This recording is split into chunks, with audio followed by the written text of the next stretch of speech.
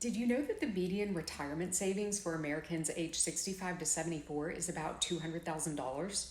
When you look at those 75 and older, the median drops to $130,000. No matter how much savings you've accumulated for retirement, it's very important to manage your assets wisely. One of the objectives here is to ensure you don't run out of money before you run out of time.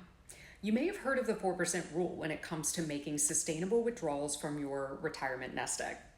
The 4% rule means you would withdraw 4% of your balance for the first year of retirement and adjust future withdrawals for inflation. The 4% rule has some assumptions built in and is generally accepted as a sustainable strategy to ensure your savings will last for 30 years. The 4% rule will work for many people, but not everyone can or should use this rule. So I want to provide you with some reasons where one may consider alternative strategies.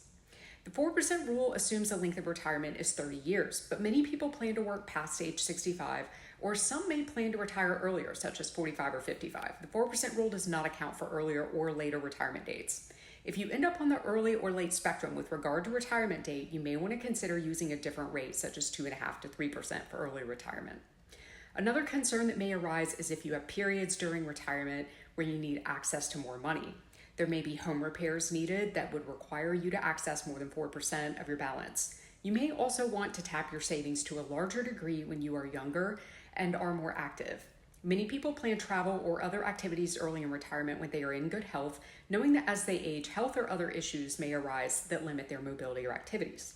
The 4% rule assumes you have a fairly even split between stocks and bonds, and that this split becomes more conservative over time, where the percentage of stocks held decreases and the percentage of bonds increases. Portfolios that are more aggressive or conservative may not be best served by using the 4% withdrawal rule.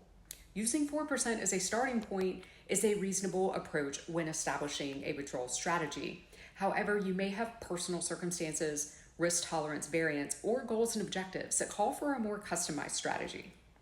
What are your thoughts on the 4% rule?